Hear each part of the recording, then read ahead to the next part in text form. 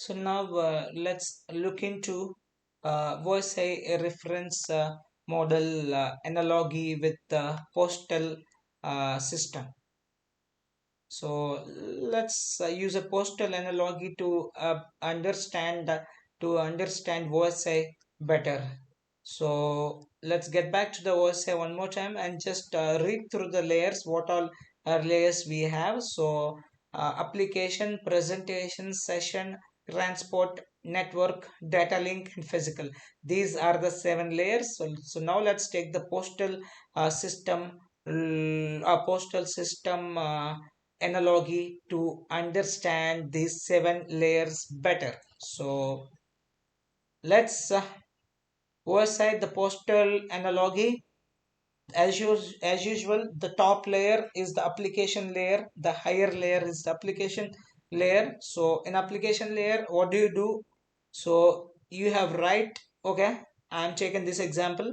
I have written or you have written a 30-page love letter to your girl or boyfriend, the one she might be living or residing in a foreign country. It could be United States of America, or it could be European countries such as Sweden, or maybe Germany, UK, England, whatever it could be. Okay, so then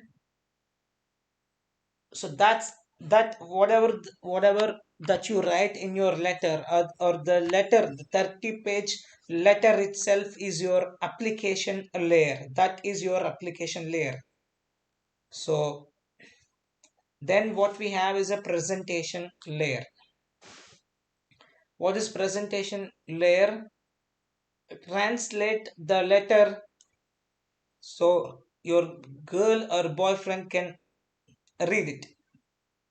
Basically, it is she's living in Sweden. She does not know uh, English. You are living in Karnataka. You do not know English or Sweden, Swedish language. So you have written your love letter in Canada, and she does not know Canada. So you have used a presentation layer or a translator. So the letter has been translated into Swedish language directly from the Kannada language, so that your girlfriend can read it, her boyfriend can read it. So that's our presentation layer. That's what a presentation layer does. Okay, so then after the translation, we have a session layer. So in session layer, ensure the intended recipient can receive the letter. So that's what the session layer do. So then after session layer, we have a transport layer. So in transport layer, now it is time to separate a number pages, each page, like registered mail, and then track delivery and request another package if one is lost or damaged in the mail. So you separate and number each pages, and then you put it into one package. So and make sure if anything got lost or damaged, you can easily uh, you can easily basically get to know that. So that's the transport layer do. And then we have a network layer. In network layer, postal center, then the hardware stuff comes, then the actual action begins. The postal center sorting letters by zip code. So in transport layer, you have put everything. So and all done. So now it's time for the postal center to take care of rest of the things.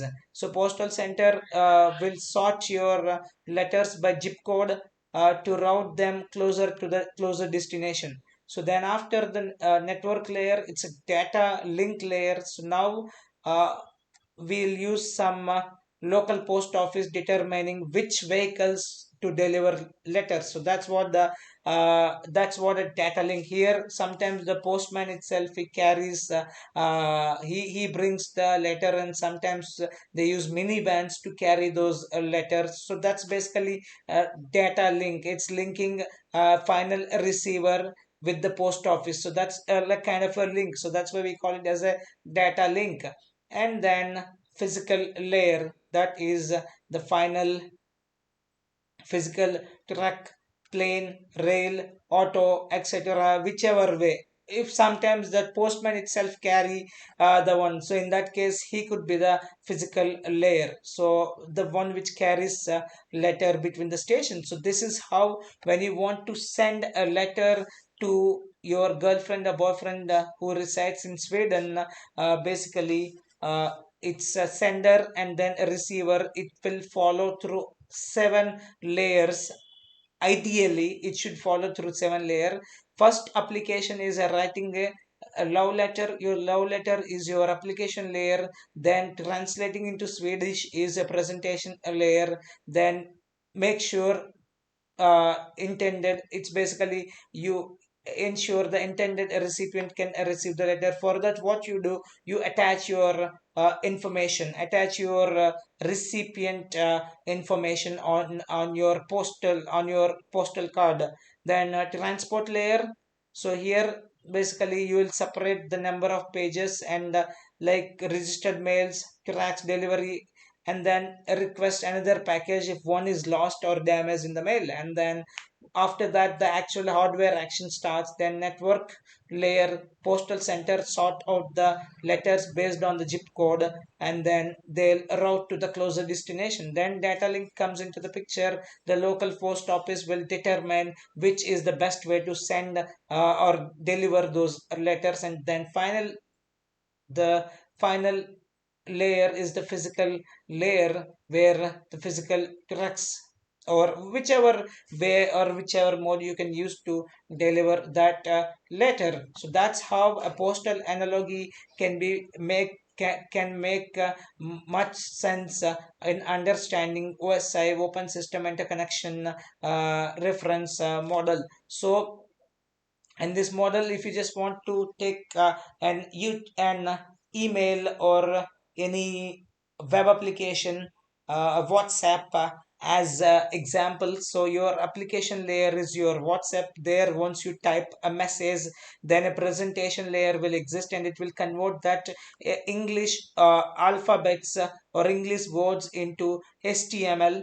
And then once it's converted into the HTML, this presentation layer translates, because the physical layer cannot understand the English letters. So initially it will be converted into HTML, and then after the session layer will note down the time and everything at what time, and then there the session layer will make sure whom to be sent, so the recipient and where it to be sent, that all will be noted in the session layer. Then the transport layer comes into the picture, and then it will bifurcate the complete message. Whatever message that you have spent, that you have typed, maybe it may be of 30 or 40 lines, all will be bifurcated into certain pieces, and then each will be attached with the headers. So you will have a body header, body header, body header.